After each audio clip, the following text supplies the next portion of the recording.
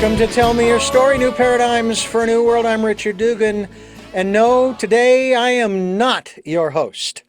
I am abdicating the euphemistic throne today, and I'm going to be handing it over to, or rolling it over to my host for today, my special guest host for today. Her name is Emily YurchesHen, who I've had on this program before, and you've been listening to 12 different recordings, as well as, if you've looked on YouTube, videos of an Odyssey of Song. It's a musical journey into your creative heart, and it is available on Amazon. That's where I got my copy, and you can get your copy too. So we hope you'll do that. But she is going to be interviewing me because I have taken the program. I have taken the 12 lessons, if you will, the chapters in the book dealing with an Odyssey of Song.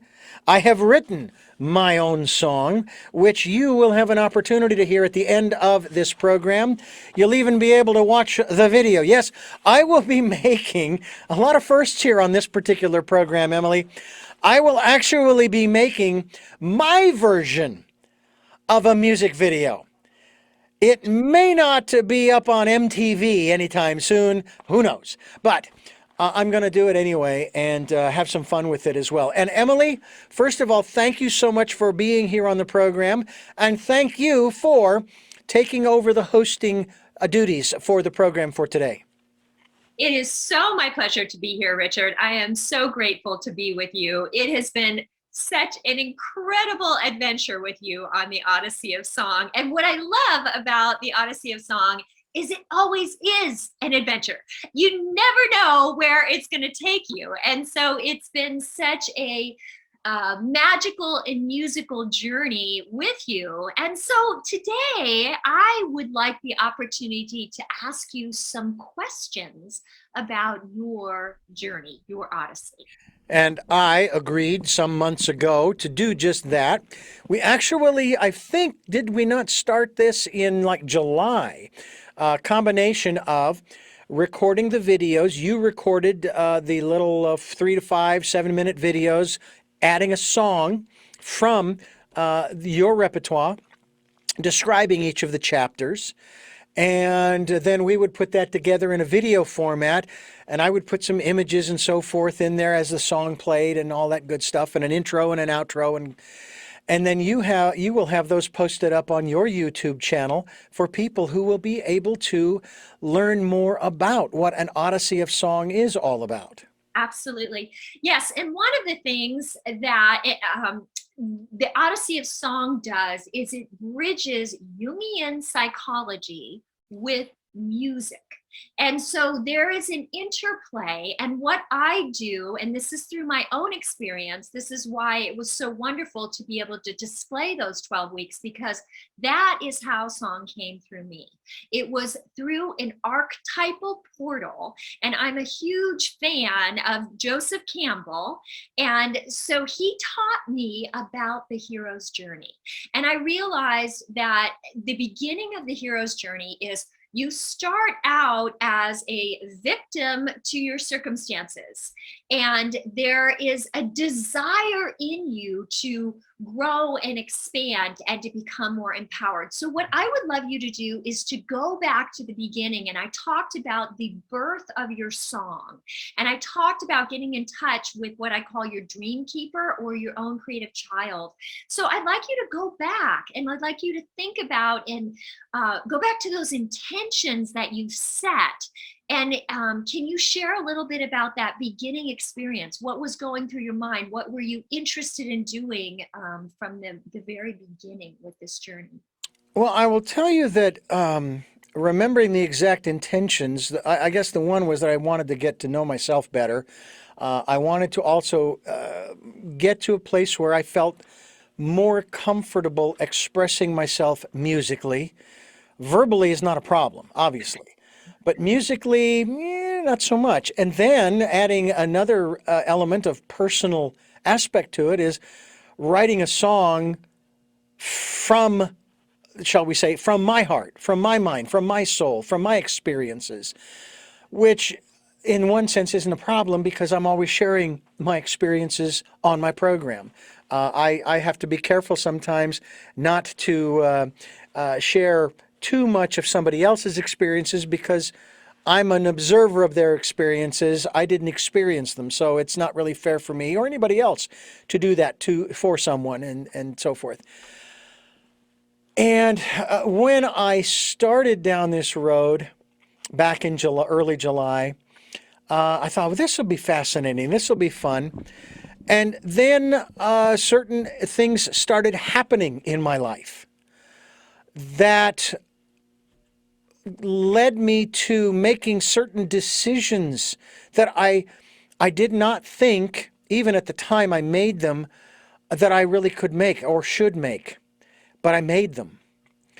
And it actually helped to make me feel freer in that respect. So I would say that, and I guess it kind of, it goes with saying, it has to be said, that when you start making changes to yourself, as I did starting back in July, and this was on a much more conscious level, I expected things in my life to change, not necessarily become tumultuous or anything of this nature, more drama, but things were going to change just because I was saying, look, I want to experience something different.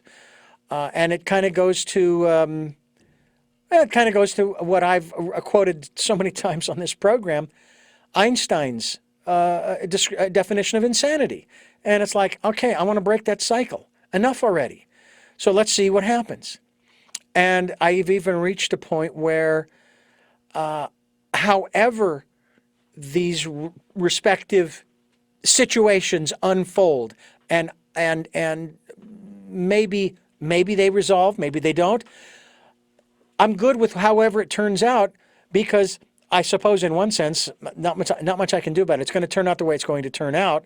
Hopefully, I will have some input in how they turn out, but I know that it's not going to turn out the same way it always has. So at least I have that.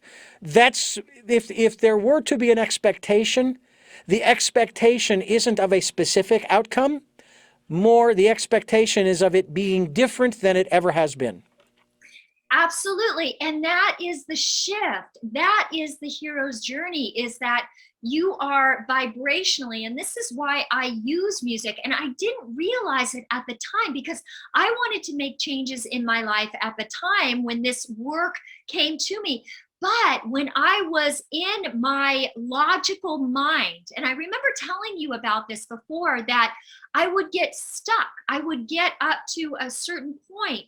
But when you start to, and I used this phrase before, when you start to sing your way into freedom, and that's why when things would come up in your life and you would come back to me, I would give you that input, right? Go to the song, go to your creative process, because that is where the development and the shifts are happening. They're happening at a vibrational level, and then they shift the actual experience.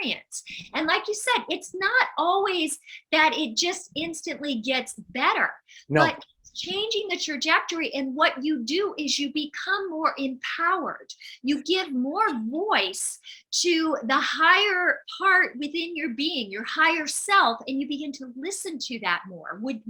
Does that make sense? Does that resonate with you? Oh, absolutely. And that is one of the things that I have experienced of late, in that I have been able to voice my desires, if you will, my concerns, in a way that is not off-putting, but that is not, it is not compromising me. I'm staying in my truth. Matter of fact, the conversation I just recently had with this one person, I was sharing something and all of a sudden they jumped in with the words that I was going to say. And I said, knock that off. Come on. That's not fair. I get that you are that in tune. Okay, I understand. But it's not fair for you to jump in and finish what I'm trying to say And there was an apology because I have never done the reverse, especially when it came to a certain condition where when this person was reading and they had a hard time reading because of dyslexia, I would never ever try to finish a word that this person was trying to figure out. I wouldn't do that. That's not fair. That person needs to, yes, struggle through to find out what that word is. Now, if they turn to me and say, "Could you help me with this?" Absolutely. But it's not my place unless asked. Yeah. So I kind of stood my ground on that. And this person said, "Okay, I'm sorry. We that's something we need to work on." Is it sounds cute. Oh yes, we always finish each other's sentences, but it's not fair because you're It's taking away someone else's voice. absolutely, and energetic boundaries are something that this journey really addresses. And one of the things that I'm going to share this quote, and this was, so we talked about in the journey, we get in touch with that dream keeper. We hear the cry, what I call the cry of the creative child, and then we listen. We follow that cry where it's leading us. And one of the quotes that I have in the chapter about learning to reparent this creative child is about forgiveness. And it says, forgiveness multiplies and melts rigid postures. Try again and again with self-forgiveness. Be the kind parent to yourself you may not have had. And this is a quote by Sark. So would you address that concept of forgiveness in this journey with yourself and with others? I will. I will. But first, let me let our listeners and viewers know this is Tell Me Your Story, New Paradigms for a New World. And your host today is Emily YurchesHen. She is the author of An Odyssey of Song. And more than that, she is the creator of the program that is available and your website. Yes, EmilySongbird.com. Yes. All right, folks, write that down. EmilySongbird.com. This is Tell Me Your Story, New Paradigms for a New World. Emily YurchesHen is your host here on the program as we bring you choices and knowledge of those choices to help make your dreams come true. And you asked me just a moment ago about the aspect of self-forgiveness. Well, first of all, let me say that the initial answer to that question is yes, being willing to forgive self I forgive myself for putting myself in this situation, those kinds of things. But I also forgive myself for maybe even allowing myself to be belittled or to allow someone else to take my voice. But I'm going to take this to another level, Emily, and I'm going to say that I'm getting to a place where I don't need to do that anymore. And here's the reason why.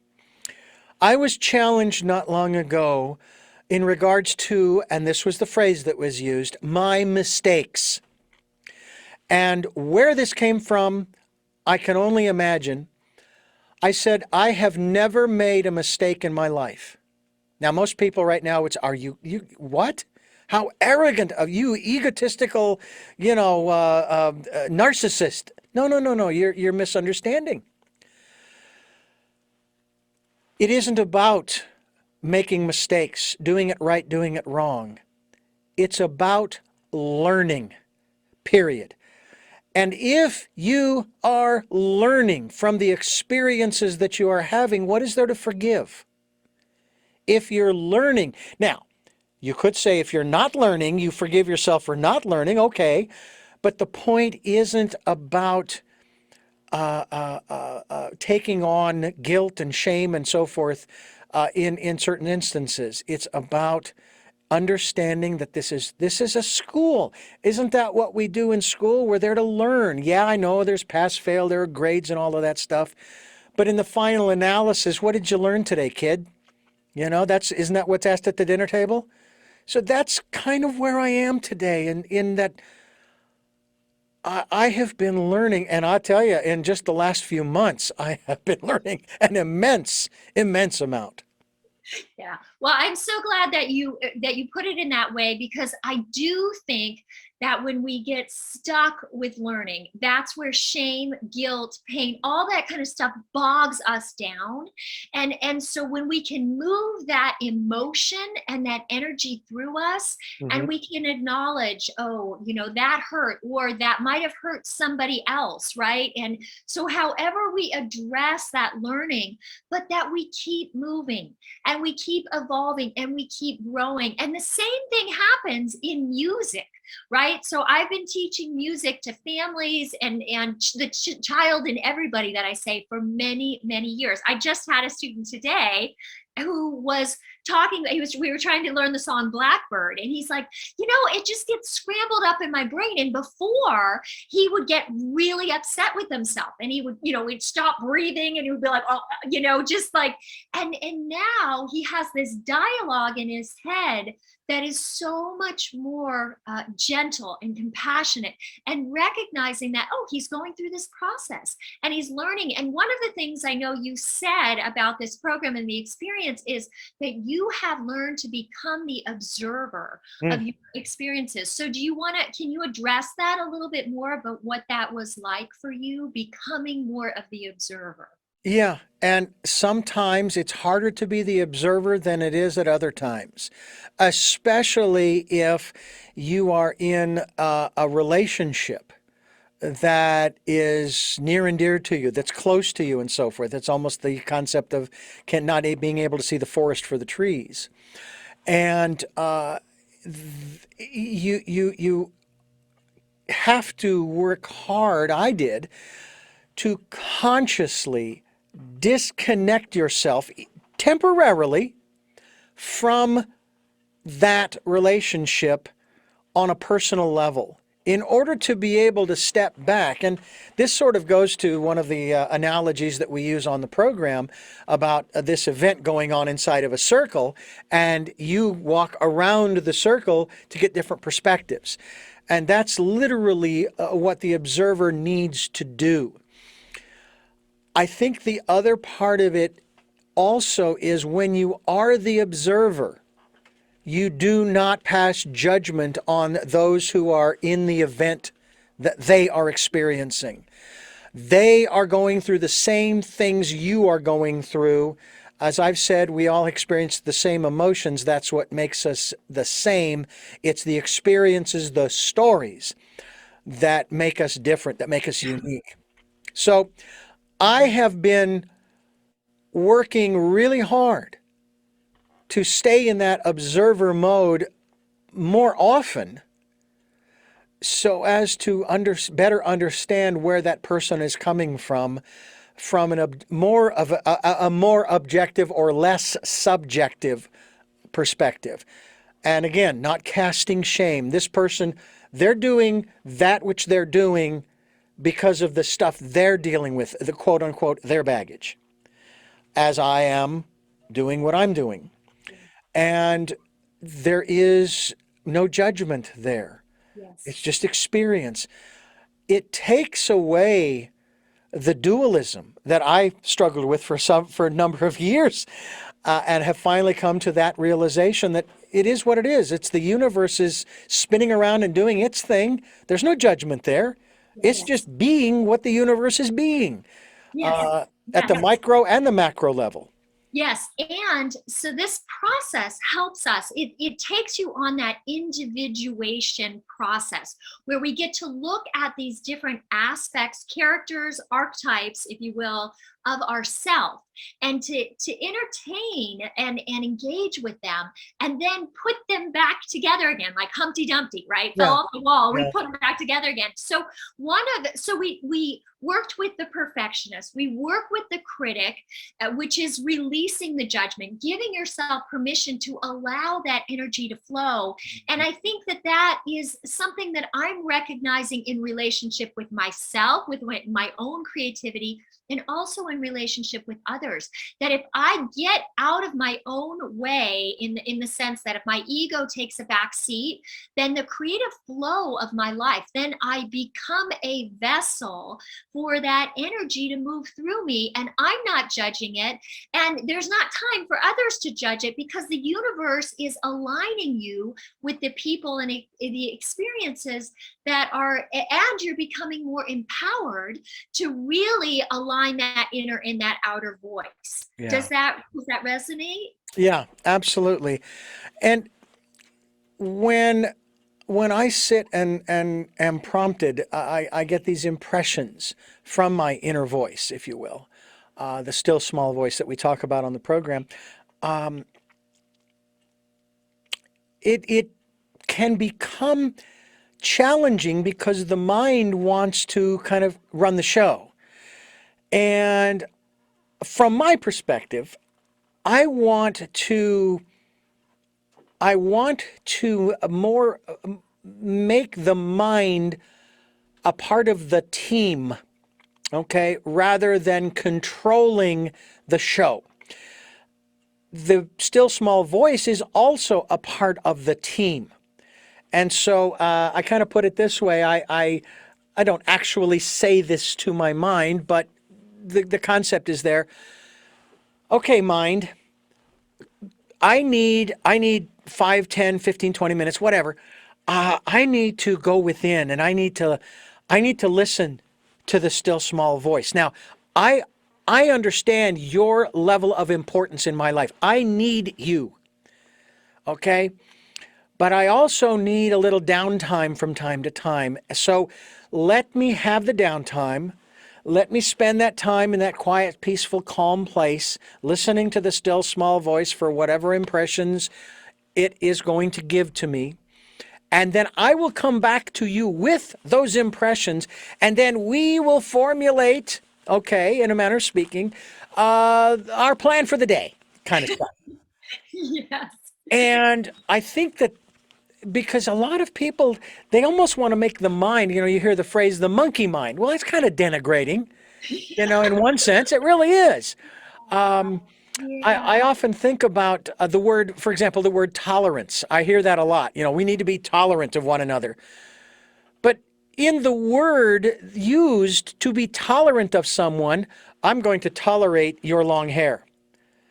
Okay, meaning I really don't like your long hair, okay, and there's a judgment, but I'm going to tolerate it. So even in the tolerating, there's a judgment. Yes. Why not? I'm going to accept your long hair, okay? I still don't necessarily cotton to it. That doesn't matter. But at least I'm going to say, look, she has a right to have long hair, okay? Yes. So that's to me what we need to do with the mind. We need to say, no judgment. You are good. You are necessary. That's how I sometimes will solve some problems. If I'm working on something, if I'm doing some woodworking, yeah, I'll still get the impressions from the still small voice as I'm going through the process, and always remembering, measure twice, cut once.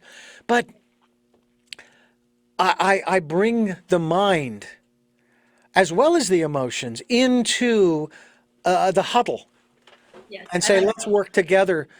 that. And quite honestly, that's what we all need to be doing. And I tell you that through the process of learning how to write a song, because that's what I've been going through, is learning how to write a song, which has been quite phenomenal. The team has been working pretty well together. And speaking of teamwork, Emily YurchesHen is hosting the program today. It sounds an awful lot like I am, but no, she's asking the questions, and I'm just pontificating here. Here on Tell Me Your Story, New Paradigms for a New World. I'm Richard Dugan, the guest, and my host is Emily YurchesHen, and we're talking about her work and her book and her program, An Odyssey of Song, which I have taken and am going to share at the end of this program. A little gift, I think, for myself as well as for those listening. I love that. I love that you say that it is a gift, because that's what our creativity is. It is a gift. And so But I want to talk a little bit about a chapter that I called Frolicking with the Fool. And I have a quote for you. So I'd love for you to respond to this because I think it actually applies as we are giving ourselves permission to write a song, right? Mhm. For some, this is the very first time. I think for you, it was the first time that you have written a song. Mhm. And this was a unique song because this was an autobiographical song. So everything that you were going through, you were documenting. That's part of being the observer of your life. You were making it into the verses and the chorus of the song, and then you were learning to put music to it. Yeah. Yes. Yes. Yeah. So the quote is by Theodore Isaac Rubin, and it says, "I must learn to love the fool in me, the one who feels too much, talks too much, takes too many chances, wins sometimes and loses often, lacks self-control, loves and hates, hurts and gets hurt, promises and breaks promises, laughs and cries." So I'd like you to respond to that in terms of this process of writing this song. How does that apply? Well, my first response to that would be, I'm only human. And all of those attributes are being human. Now, I am not a fan of the phrase people use, well, I'm only human, when they have their foibles, because that's a denigration to being human, to the humanness of who we are. But the reality is that we do all of those things. And that is part of being a human being, in a spiritual being in a physical body. Those are the things that happen. And that's part of what we are learning through. And I still remember, matter of fact, it's interesting. You talk about, makes promises, the quote, makes promises and then breaks them. And it brought to mind a conversation, brief as it was, with my ex-wife during one of the sessions with her attorney, where she said, "Well, you promised to da da da da da da da da da da," and I said, "Yes, I did. However, when you got a lawyer, all that went out the window." Now, we could play with that for a while semantically, but I won't. The fact of the matter is that as we move through our lives, just as we can, even while we are living out this life, renegotiate aspects of the contract that we signed when we came into this world, we can renegotiate the contracts that we have made with people. Now, sometimes we can do it beforehand so as not to create more drama. And in other instances, like my example, it's on the spur of the moment because of what has happened. And playing the fool and all of those things, especially the first part of that quote, I really had to chuckle because I do a lot of that, especially on the radio. I have several programs that I host, including this one, and I just have a lot of fun just playing around with the co-hosts and talking about the various subjects, whether it's space and astronomy and aviation, whether it's food, which is a lot of fun to talk about, or any other subject for that matter. I think that from my perspective, it's important to learn how to take things lightly and to for many years, when I would do something, I would spill a glass of milk, let's just say, all right? Oh man, I would just go, oh no, oh my God, da, da, da, and I would just go crazy, I gotta get this cleaned up. Da, da, da, da. If I was to do that today, the split second reaction might be that, and again, it is a split section, and then immediately following that, and this is what's been happening to me the last few months, is I I don't know why it started. All I know is I'm glad it did, because now I laugh at the situations, um, you know, and they don't bother me like they used to. And I don't know the reason why. And in a program I went through, they taught you to give up the need to know why. to give up the need to know the reason why. Because how is knowing why going to change what you've learned? You know? Yeah, exactly. How is knowing why going to change that? So, like I said, being the fool and having all of those different experiences that are listed in his quote, we should embrace them. We should cherish them. We should love them. We should incorporate them into our lives to the extent that we can, when they happen, we can laugh and say, you know Absolutely. what, in the grand scheme of things, it's not a big deal. It Absolutely. isn't. It really isn't. Yes, and that playing music, people Oh, take it so seriously, and the word to really focus on is playing. And yes. that's part of the reason. I mean, I put those vignettes out there, and they weren't perfect, and some of them were really kind of funny. But and some of the images were kind of funny. The kangaroo that Oh, came. yeah. You know, and I tell you, when putting those videos together, again, I just had fun with it. But believe it or not, I didn't even realize, I don't know what I thought it was, but I didn't even realize that it was a kangaroo. I was just looking for people who were running around, and somehow I grabbed that one without really seeing it, I guess, and boom, it showed up. But it's like you said, that is part of the play, you know, the playing, the having fun. It is part of the play. And that's the whole thing about, there's this wonderful quote, I don't know if I can find it in the beginning of the book, about, oh, Julie Cameron says, as these creative children, we are each of us not only an instrument, but also a note, even a song. When we open our heart and sing to and with each other, we quite literally create harmony. And that doesn't mean just literally physically singing. Right. It means when we're playing together, we're creative playmates on this journey. And you dove in and you were so ready to play. Well, And yeah. And I will add to that another quote by well, I guess I can say it this way, a fellow songwriter. Since I have written a song, I am a songwriter. Um, there's a song by another one of my favorite artists going back to the 70s. He's still making music even today, Barry Manilow. And he has a song that I fell in love with and that I actually was able to perform in front of a group of people because that was my challenge in one of these personal growth programs. And the lyrics go like this: one voice singing in the darkness. All it takes is one voice, each and every note, another octave. Hands are joined and fears unlocked. If only one voice would take the chance and basically to share where they were coming from.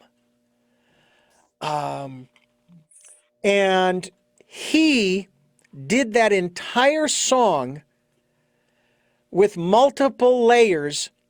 If you Google that song, you go to YouTube and you bring that up and you listen to that song, that's all him. There are no other voices but his. Multiple tracks of Barry Manilow in harmony, in melody, and another voice is added and another voice is added, and I just loved that song. And so when I was singing it in front of these people, I started very slowly and shyly, you know, and the next thing you know, I am now jumping around the room clapping, and everybody is into it. That particular program, and it's sort of a side note here before we pause. When I walked in to that program on a Wednesday evening, they gave me the name Prince of Darkness because I must have walked in there with a very depressed or sad or low demeanor. Following that song, that name was taken away, and I was then described as a giving, risking, exciting man. I was 21 years old. going through this program. And I can still see the images today of that program and that specific event. And I have to. That is the transformation. Yeah. That is the hero's journey in a moment right there. And that is how singing ourselves into freedom is the name of the game, right? Yeah. Because you got up there and it was your soul expression. It was the ego took the back seat, right? And and what you did was you connected through song.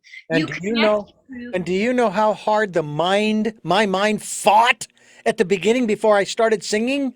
Yes. Oh my Lord. Yes. I bet I do know how hard. Yeah. This is Tell Me Your Story, New Paradigms for a New World. I'm Richard Dugan. I'm your guest. Emily YurchesHen is your host here on New Paradigms for a New World. We are giving you choices and knowledge of those choices to help make your dreams come true. We are here Sundays at 7 a.m. and 7 p.m., Monday mornings at 1 a.m., streaming live at those times at richarddugan.com. Oh, there's also a 9 a.m. Wednesday program that you can listen to, so I hope that you will do that. We're on YouTube. You can watch these videos as well. I hope you subscribe. I have 37 subscribers right now, which is very exciting, quite honestly, because I've only been doing this for about a year or so. But the big numbers are in the podcast. Are you ready for this, Emily? We have reached 50,000 listens. Wow. Since January 2018, and we're on SoundCloud, iTunes, TuneIn Radio, Spotify, Stitcher, Player FM, Blueberry, and a bunch of other places, iHeart, Amazon, and we're also on richarddugan.com. The front page, the home page, has all of those programs listed there, so I hope that you will check those out. And now back to our guest host, Emily YurchesHen, who is the creator of An Odyssey of Song, musical journey into your creative heart. Well, thank you so much. I am so enjoying this interview with you, Richard. There was a chapter in the book that we went through. Now, there wasn't a podcast that I had created with this one yet. We have an assignment to do this one together. Yes. This was the chapter called Meeting Your Money Monster. And we talked about, you had an intention about finances from the beginning. And so the quote that I have with this chapter is that money is God in action. And so I would like you to respond to that and your experience, because we had a number of conversations about this. So how money played out in this vibrational journey. Well, I will tell you from the book itself, and I'll show you that. If you can even see it, you probably can't, but I'll read it to you anyway. I wrote this in here when we started talking about this. You asked me about a mantra. I have all that I need at this moment. I spend only what I earn. And then I have all I need right now. All my needs will be provided. Now, does that mean I don't want multiple zeros and other numbers before the decimal point? Not necessarily. It sure would be nice, but like in this moment, what do I need? I don't need to put gas in the truck. I don't need any food. I have my beverage over here to quench my thirst and wet my whistle every so often. And I got clothes to wear. So I don't need anything right now other than what I have at this moment. And in the next moment, it will be the same. And in the next moment, it will be the same. And every moment after that. Now, my mind is a great tool for navigating and negotiating finances with credit card companies, with utilities, etc., etc., etc. I love the work that I do, and I love helping people with projects, but I'm often told, Richard, you're underselling yourself. You should be charging more. And I have a couple of major projects that are coming up, which, of course, Emily, you know about, that I hope come to fruition, because I would love to pursue them as far as a project to do, but also the money ain't going to be bad either. And some people will look at their careers and go, I've been doing this, and for me, I've been doing this over 40 years. Why am I not making more money? Well, but is that all there is, as that song goes? And no, that is not all there is. And many, many years ago, even to this day, I still deal with that money monster in that respect. I could have gone down a different path. This goes to the choices that we have, that we give to people, choices and knowledge of those choices to make their dreams come true. I was the operations manager for a station. I would hire people, and we would hire them at minimum wage at that time. It was like $3, $4, $5 an hour at the most, back in the 80s and early 90s. And a lot of times they would come to work for us, and then I would ask them to go clean the bathroom because we didn't have a cleaning service. And they said, well, you guys don't pay me enough to do that. I heard a news story on the ABC News one time. I was really astounded by the fact that it was only there once. Motorola laid off over 1,000 people. And the reason was because there had been a loss of over $1 million in materials from the plant. Well, where did those materials go? Now, there may have been unintended consequences because some people who didn't pilfer got fired, but I will bet you that most of them were the ones that had been pilfering that were let go. And I could have gone down the road saying, they don't pay me enough and I need to do this, that, and the other thing. Well, I was given an opportunity to start doing interviews at that radio station. Interviews just like the ones I do for Tell Me Your Story, metaphysically and spiritually on a Christian station. And I began to realize that I was actually being compensated more than I could have ever imagined. I was still getting paid for the hours that I was there, and I was doing the interviews during the hours that I was there.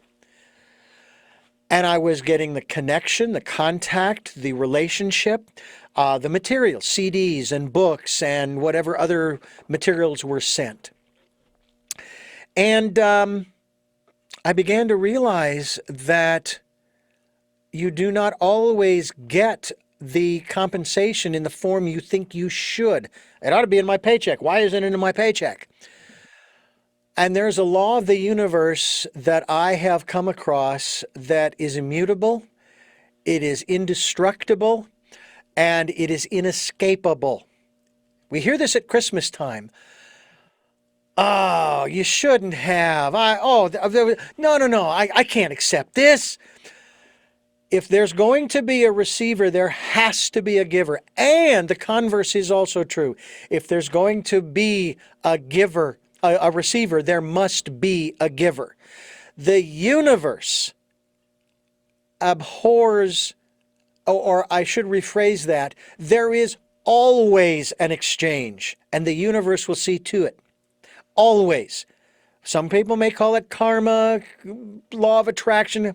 No, there is always an exchange, but let go of the expectations. And that is what I have experienced with you in terms of, quite honestly, the abundance that I have experienced, and it isn't necessary, and it's not monetarily. It's not monetarily. No. It has been my ability to learn how to write a song.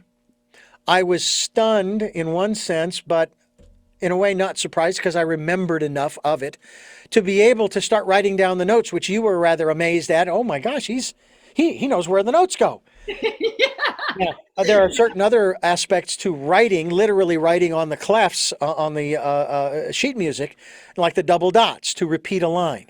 I didn't know that, but now I do. Yeah, that was amazing. I was really impressed, and that was something people think that I don't know music. Well, yes, music is a language, but we are all music. We are vibrating inside of us, and you were able to sing those notes on pitch, and you were able to identify and to write those notes down, and that was a huge relief for me, because a lot of times I don't even go there with folks because it's not necessary to do that. You don't have to do that, but it was so exciting and so enjoyable to get to that phase with you, because you already had not only an experience with that, but you had an enjoyment, and you were able to do that very easily. And so I was very impressed with that skill that you had. Well, and I have to say that I was a little impressed with myself too, in the sense that that I, and this is sort of the perfectionist in me, in that I wanted to make sure that I had the notes in the right spot, but also make sure that as I'm singing and trying to create the song, that I had the right note. You know, is that Yes. really what I want, or do I want to go higher one or two, or down lower one or two notes? And trying to figure that out, and then okay, I want to go down, so I got to erase, and there was another one right there. Use a pencil. Ladies and gentlemen, if you're going to write a song, use a pencil, Yes. because you're going to be erasing a lot. I did, Yes. and but it was definitely worth it. I think that the other aspect of learning how to write this song, and obviously going through the different exercises, the 12 steps here, if you will, even though we haven't done it yet, there are times when I will. I don't necessarily have to pick up the book, but I will remember that mantra, that four-line phrase, that I have all that I need right now, and that everything that I will ever need will be provided. I will also acknowledge that I've got a lot of stuff I really don't need, but then again, we all have that. But that's okay. That's all right. Yes, and the power of that mantra, and this is so important. So we talked about developing that chorus of the song, Mhm. and the chorus, it's like those exercises all fold into this. You can apply like all the exercises into the song. You don't have to use all the words, but Right. the mantra, the concept of repeating something, affirming something, and not, excuse me, not just saying it over and over again, but singing it into existence. And so that mantra of I'm a good man, I'd love for you to speak about that experience, because we talked about that in the song, those lines in the song. And I'd like you to share about that, what that means, and how that has changed, and also the understanding of how a hook of a song really fits in as your understanding, because you said that your understanding changes now that you're actually have learned to write a song. So you Yeah. have a difference of how artists do that. So would you be willing to share a little bit about that? Yeah. I mean, even as I was writing this song, I would listen to the music that I enjoyed listening to, thinking, "Boy, I wonder what the process was there. How long did it take them, and what did they go through, and the experiences were they having that kind of really pushed that song forward." But in "I'm a Good Man," I know that even that sounds like a statement of judgment there, that I'm either good or bad. Well, I think that that beyond that, it's still a non-dualistic statement, in that our society, our culture, our civilization tends to, rightly or wrongly, tends to label people, tends to label men in certain categories, and a lot of times, depending upon what they have done or have not done, have said or have not said, have thought or not thought. And it's like, no, you can't just keep changing the narrative because he didn't do, didn't say, didn't think, did do, did say, did think. He either is or isn't. And he's doing the best he can. He doesn't have a rule book. Now, this is dealing primarily, because I'm a male, with men, but it is equally as applicable to women. And that to me is so important for us to understand that, and I guess that I'll put it in this context. The passage in the Bible that says, "Be perfect, even as your Father in heaven is perfect." Well, if you go in the Old Testament, you try to figure out, okay, well, God isn't good or bad or right or wrong or left or right or black or white. He just is. And in the Psalms, it talks about how, I am that I am. So to be perfect is just to be. Yes. There is no judgment. There is Yeah. no dualism. So to be a good man is just to be. That's really where that comes from. And then of course the next line is, and I'm doing the best I can. I'm Yes. doing it without a rule book. I'm doing it without a net. I'm doing it without a crutch as much as possible, that kind of thing. But Yeah. I'm Yeah. also, Oh, go ahead. I was going to say, but I'm also doing it with the input of, yes, my still small voice, Yeah. but also of the supportive voices around me. Yes. Yes. Yeah, and I think that is so key that when you honed in on that and we grew that, right? Because what we focus on grows is that there is so much that idea of not being good enough, that just by being, it's like you have to do. And we talked a lot about the rescuer. Yeah. You and I both identified that that was a pattern Yeah. that we grew up with.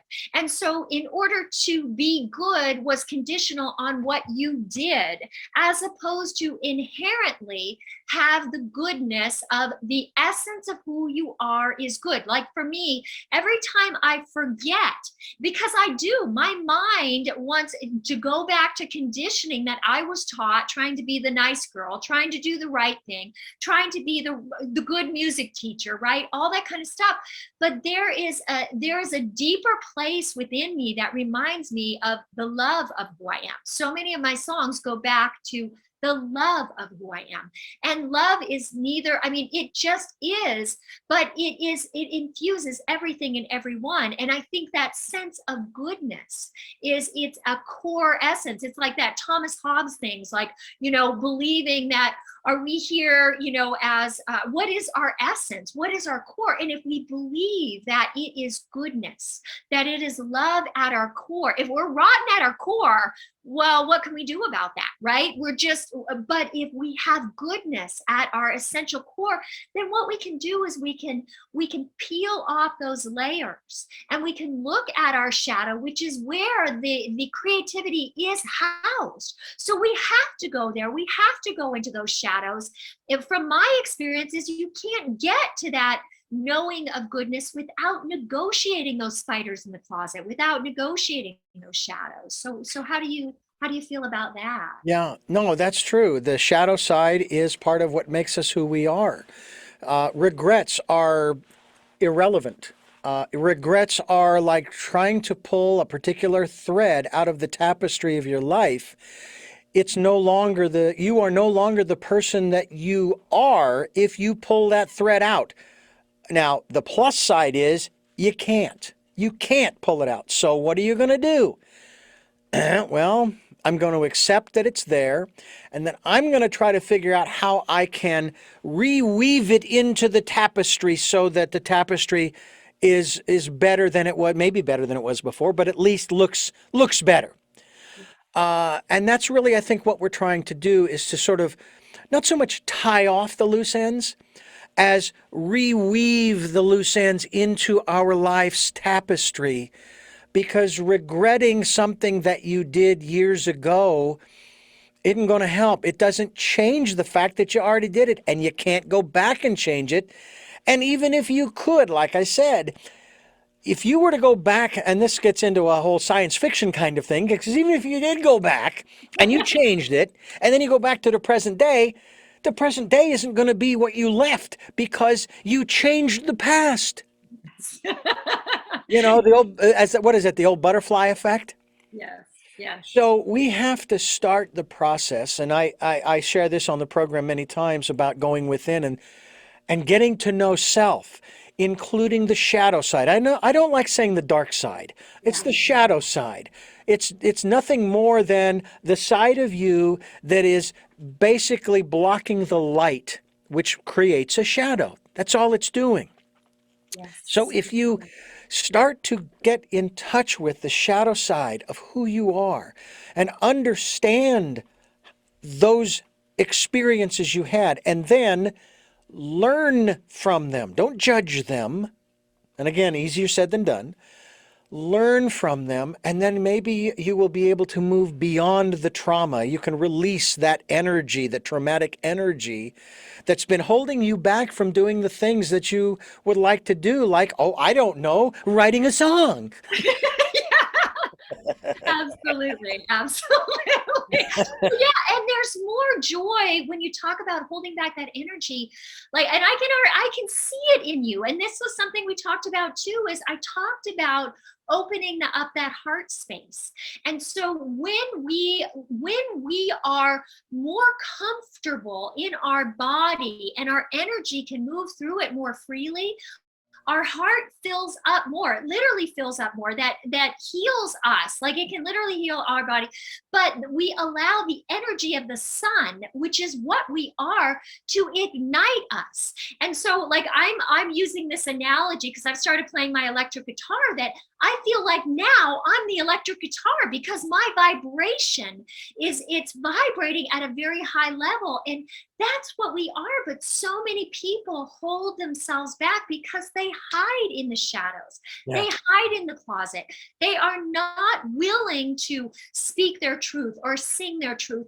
And I think the more that you're playing with your song, the more that you're singing it, the more that you're feeling the naturalness. I mean, singing is just as natural, should be just as natural as speaking, right?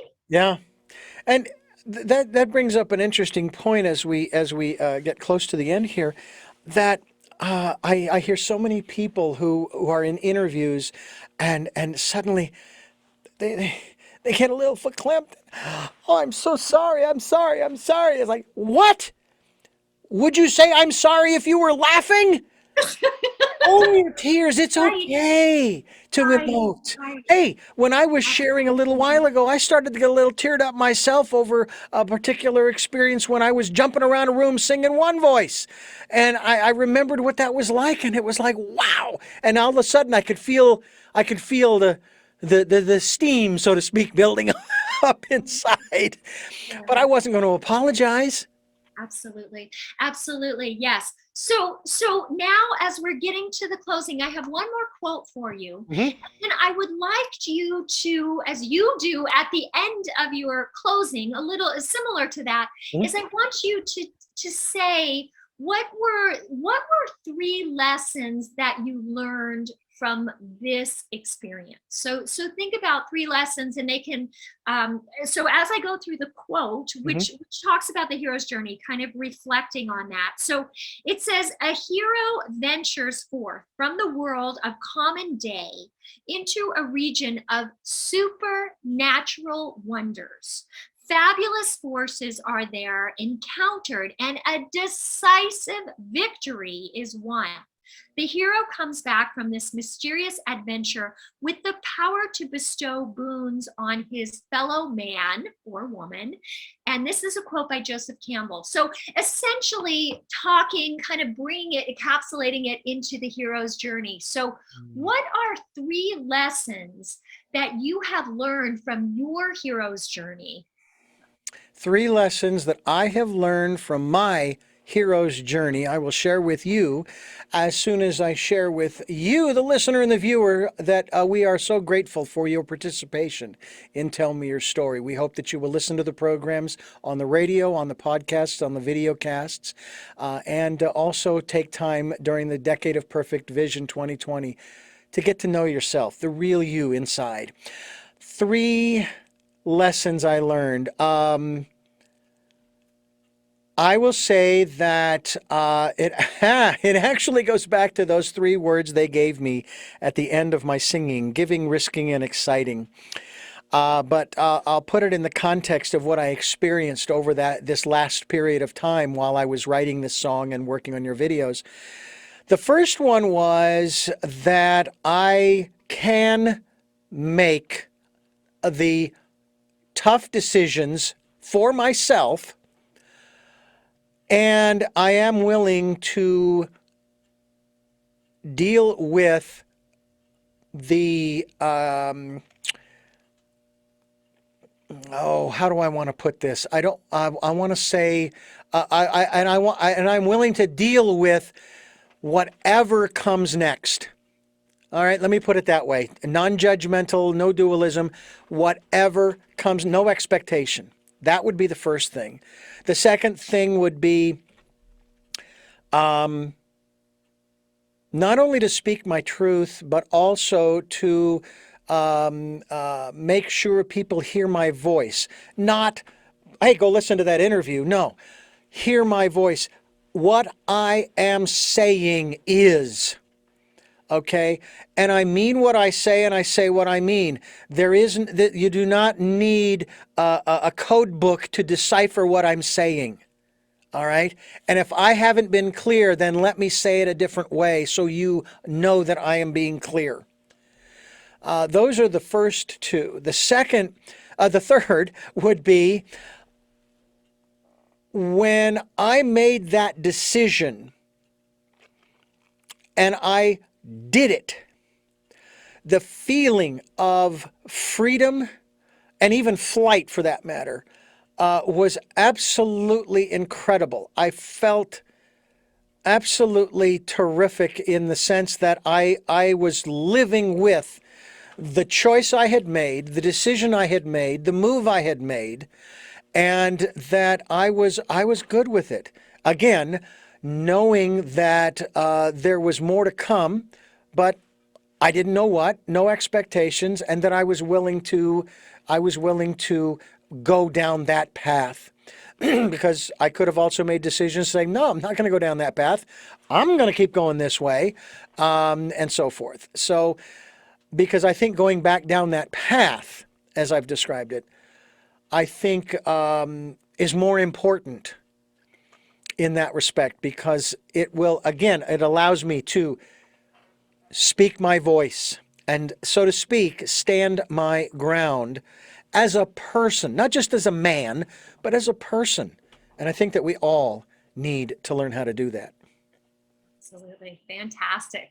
Well, thank you so much. It was such a pleasure. You were so incredibly brave and courageous to go on this journey, because it takes courage to do this journey. It does.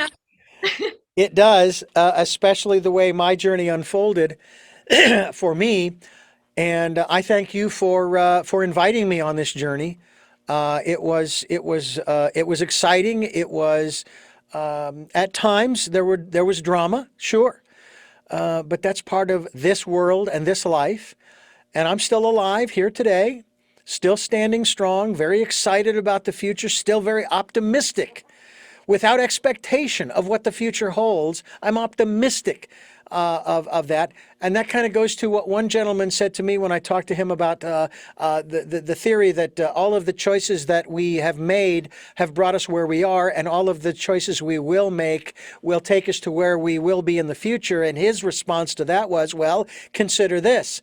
All of the choices that you make are dependent upon your view of what you think your future will be. Yes. So think about your future and what you want it to be, and then frame your choices around that. Absolutely. Very cool. Very cool. Well, this has been Tell Me Your Story, New Paradigms for a New World. I have been your guest, Richard Dugan, and my host has been Emily YurchesHen, and I thank you so much for hosting. There's a part of me that's going, man, we need to do this again. This was a lot of fun. I enjoyed this. I thank you for listening and watching Tell Me Your Story, and I hope that you will continue to do so. Subscribe, support us financially on PayPal, and participate in the Decade of Perfect Vision. And until our next broadcast, podcast, videocast, love to loll, and stay tuned, because next is going to be the song I wrote for myself. Thanks for listening.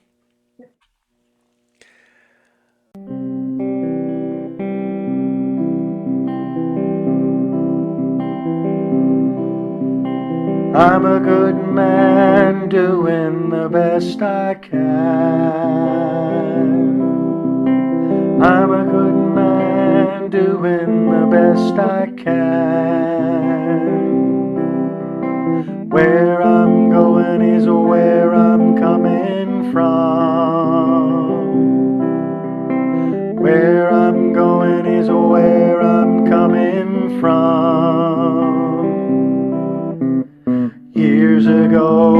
was talking to you on the phone. I said some things I never should have said. When I was done, I knew I'd done you wrong. I'm doing the very best I can. I'm a good man doing the best I can. I'm a good man doing the best I can. Where I'm going is where I'm coming from. Where I'm going is where I'm coming from. Sometimes I look into the sky, thinking about Harry and John and Dan, wondering what they might say about what it means to be a good man. I can't say I've always chosen well to be the good man every day. But when I do choose to be, I feel like I can fly away. I'm a good man doing the best I can. I'm a good man doing the best I can. Where I'm going is where I'm coming from. Where I'm going is where I'm coming from. Where I'm going is where I'm coming from.